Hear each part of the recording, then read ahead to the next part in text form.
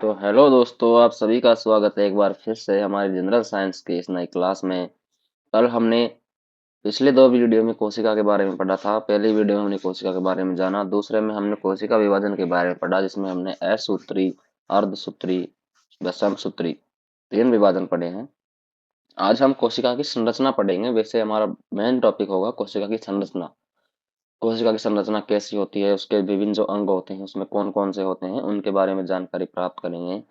उससे पहले हमारा 2 मिनट का एक छोटा सा टॉपिक है आनुवंशिकी, जो बहुत ही इंपॉर्टेंट टॉपिक है और इससे भी आपसे क्वेश्चन पूछे जाते हैं। तो उससे पहले हम देखेंगे आनुवंशिकी। आनुवंशिकी जेनेटिक्स इसे बोलते हैं हम, जेनेटिक्स आनुवंशिकी। आनुवंशिकी क्या होती है इसके बारे में हम अगले 1 मिनट या 2 मिनट में जानकारी लेंगे, ठीक है। तो वीडियो को ध्यान से देखना, चीजों को आराम से समझना। चलिए शुरू करते हैं। आनुवंशिकी या जेनेटिक्स, जेनेटिक्स क्या होती है?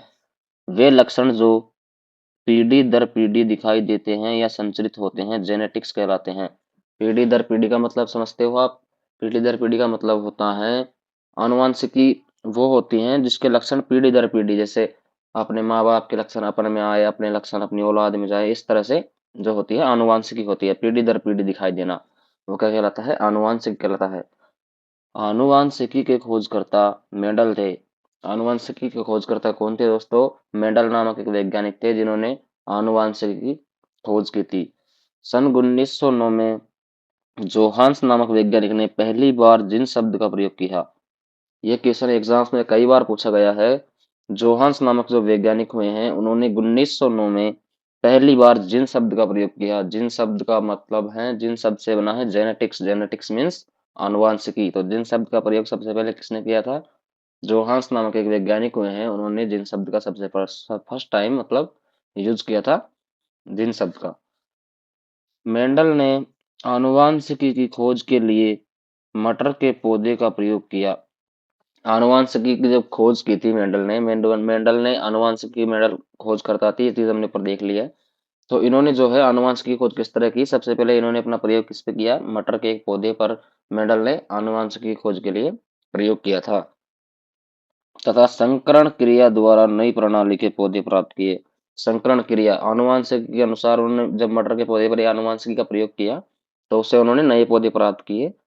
तब उन्हें लगा, आनुवांशिकी के बारे में जो भी चीजें उन्हें ज्ञात हुई, और उन्होंने आनुवांशिकी की खोज की थी मेंडल नामक वैज्ञानिक ने। इसमें हमारे दो इंपॉर्टेंट क्वेश्चन और दिए हैं, इनको भी देख लेते हैं। आधुनिक आनुवांशिकी के खोजकर्ता। आनुवांशिकी के खोजकर्ता तो मेंडल है, लेकिन अगर आपसे पूछ लिया जाए आधुनिक आनुवंशिकी के खोजकर्ता कौन है, तो वो कौन है? TH Morgan. टीएच मॉर्गन जो हमारे वैज्ञानिक है, उन्होंने आधुनिक आनुवंशिकी की खोज की थी।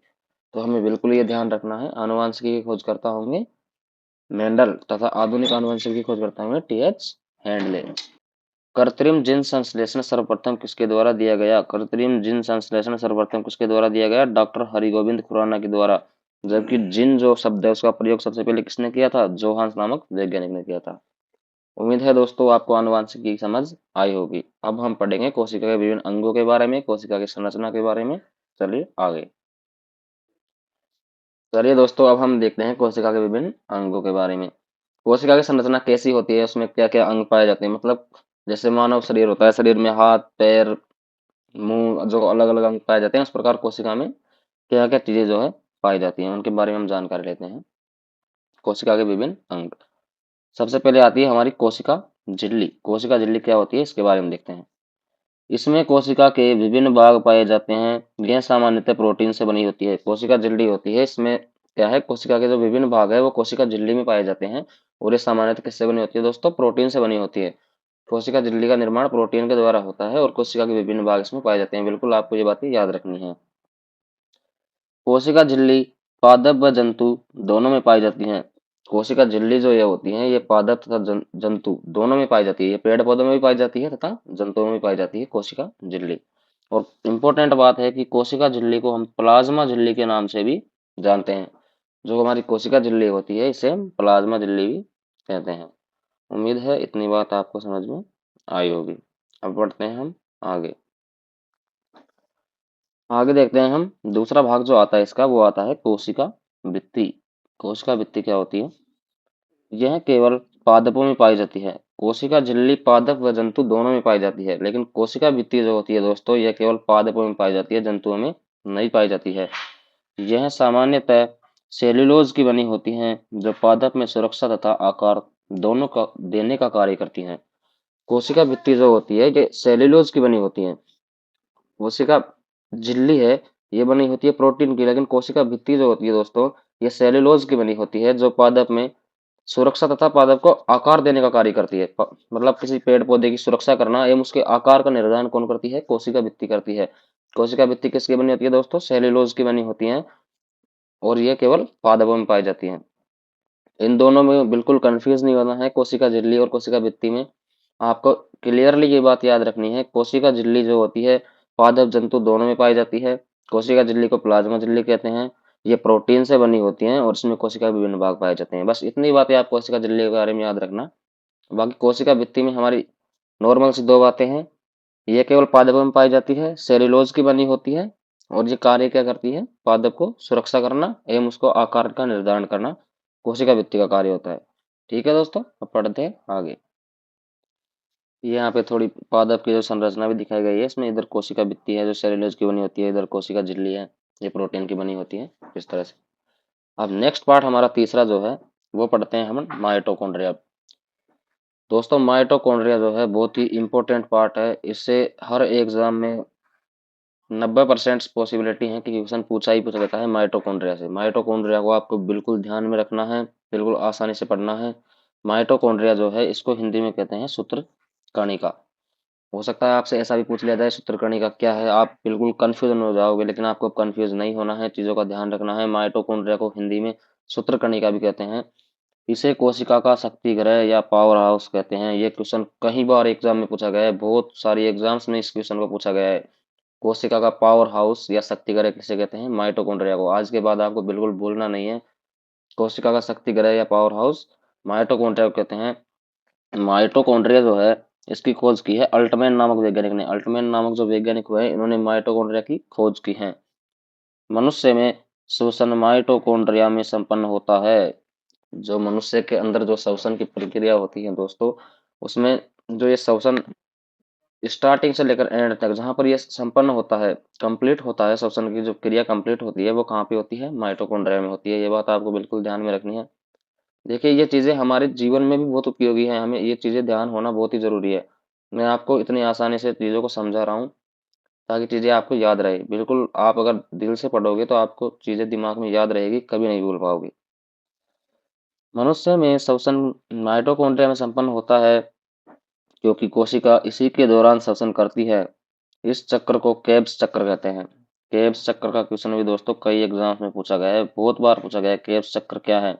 मनुष्य में जो श्वसन की प्रक्रिया होती है वो माइटोकॉन्ड्रिया में होती है, और जो मनुष्य में श्वसन की प्रक्रिया जो होती है इस चक्र को ही हम क्या कहते हैं? केब्स चक्र कहते हैं। कोशिका इसी के द्वारा श्वसन करती है, माइटोकॉन्ड्रिया के द्वारा। केब्स चक्र की जो प्रक्रिया है ये मनुष्य में होती है, वो किससे संपन्न होती है? माइटोकॉन्ड्रिया से। ठीक है, इतना आपको ध्यान रखना है। कोशिका में ऊर्जा की इकाई एटीपी में ली जाती है। कोशिका में ऊर्जा की इकाई, जैसे हर चीज को नाप तोल किया जाता है, दूध का लीटर में किया जाता है, चीनी का केजी में किया जाता है, इस तरह से जो है कोशिका में ऊर्जा की इकाई को एटीपी में ली जाती है।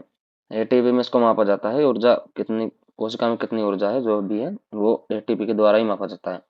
एक ग्लूकोज अणु 38 एटीपी ऊर्जा उत्पन्न करता है। ग्लूकोज का जो एक अणु होता है वो कितनी ऊर्जा उत्पन्न करता है दोस्तों? 38 एटीपी उत्पन्न करता है। ये क्वेश्चन भी आपसे पूछा जा सकता है, इंपोर्टेंट लगा लीजिए। अगर पॉसिबल हो तो आप इन चीजों को अपनी कॉपी में लिखने की कोशिश कीजिए, आपको चीजें ज्यादा याद रहेगी।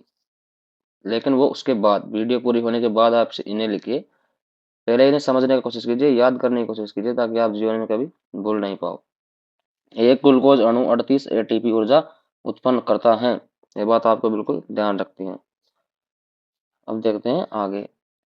एक और इम्पोर्टेंट पॉइंट है इसमें, माइटोकॉन्ड्रिया की आंतरिक दीवार को क्रिस्टी कहा जाता है। माइटोकॉन्ड्रिया की जो आंतरिक दीवार, अंदर की जो दीवार होती है, भित्ति होती है, उसे क्या कहते हैं? क्रिस्टी कहा जाता है। क्रिस्टी का क्वेश्चन भी कई बार पूछ लेते हैं, तो आपको याद रखना है।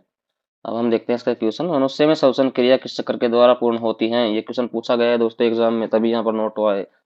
केब्स चक्र के द्वारा मनुष्य में श्वसन क्रिया संपन्न होती है। ये बिल्कुल बातें आपको ध्यान में रखनी है दोस्तों। ठीक है, अब बढ़ते हैं हम आगे। नेक्स्ट पार्ट हम देखते हैं इसमें गॉल्जिकाएं। गॉल्जिकाएं क्या होती हैं? गॉल्जिकाएं के खोजकर्ता कैमिलो गोल्जी। कैमिलो गोल्जी हमारे एक वैज्ञानिक हैं जिन्होंने गॉल्जिकाएं की खोज की है। ये कोशिका का भाग है गॉल्जिकाएं। कोशिका के भाग कम से कम 8-10 ऐसे पार्ट है जिनको आपको पहले तो याद रखना है अच्छे से कि कोशिका के भाग कौन कौन से हैं। आप इनको इनमें बिल्कुल कंफ्यूज नहीं होना है। तुरंत देखते ही समझ आ जाए कि ये कोशिका का भाग है और इसमें क्या होता है क्या नहीं होता है। गोल्जिकाओं की खोज कैमिलो गोल्जी के द्वारा की गई। कोशिका का परिवहन पुलिन कहलाता है। कोशिका का जो परिवहन है वो क्या कहलाता है? पुलिन कहलाता है। पुलिन है दोस्तों ये।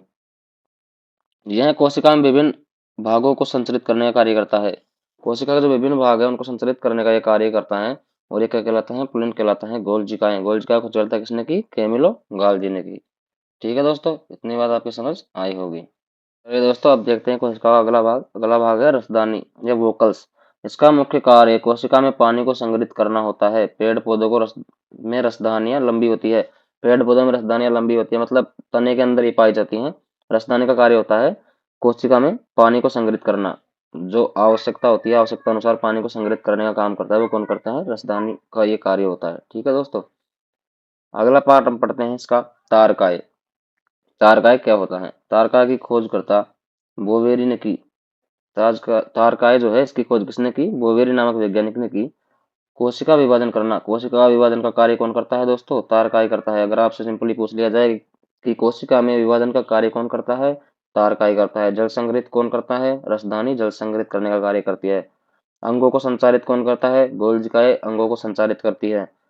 और कोशिका का पावर हाउस या शक्ति घर किसे कहते हैं? माइटोकॉन्ड्रिया को कोशिका का पावर हाउस या शक्ति घर कहते हैं। इस तरह से आपको चीजें मुंह से याद होनी चाहिए बिल्कुल। ठीक है दोस्तों, अब हम देखते हैं कुछ एक दो इंपॉर्टेंट लाइंस।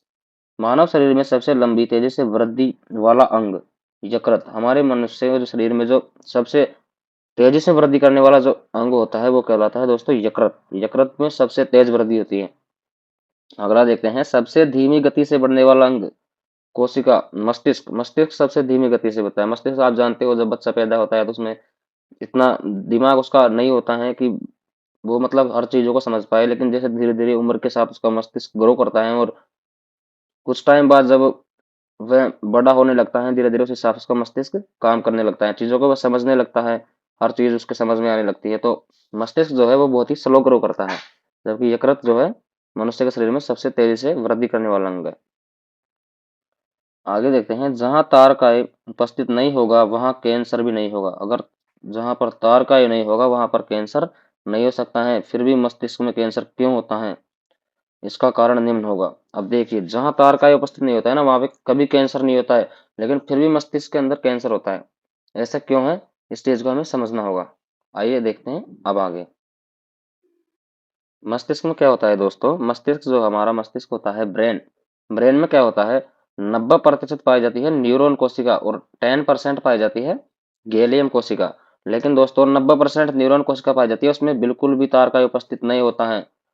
ओनली 10% जो गैलियम कोशिकाएं पाई जाती है उनमें तारकाय होता है और उसी के कारण क्या हो जाता है? मस्तिष्क कैंसर हो जाता है। देखिए दोस्तों कितना मतलब बहुत कम ना के बराबर संभावना होती है, पर फिर भी कहीं ना कहीं ऐसे मिल ही जाते हैं जिनमें मस्तिष्क कैंसर हो जाता है। वो होता है ओनली 10% गैलियम कोशिका के कारण। इसमें क्या है? तारकाय उपस्थित होते हैं और इन्हीं के कारण जो है मस्तिष्क का कैंसर होता है। बाकी 90% जो न्यूरॉन कोशिकाएं होती है उनमें तारकाय पाई ही नहीं जाती हैं, तो उनमें कैंसर होना पॉसिबल ही नहीं है। उम्मीद है इतनी बातें आपको समझ में आई होगी दोस्तों। कोशिका बहुत इंपॉर्टेंट टॉपिक है। पिछले दो वीडियो में हमने इसे अच्छे से पढ़ा। आज के वीडियो में हमने इसके पार्ट्स को बहुत आसानी से और बहुत अच्छे से पढ़ा है, लेकिन हमें अभी तक इसके पूरे पार्ट्स जो है कंप्लीट नहीं हुए हैं। अभी इसके बाद जो अगली नेक्स्ट वीडियो आएगी उसमें हमारा कोशिका का चैप्टर बिल्कुल क्लियर हो जाएगा और इससे बाहर आपका एक भी क्वेश्चन नहीं आएगा किसी भी एग्जाम में। इस बात की मैं आपसे गारंटी लेता हूँ।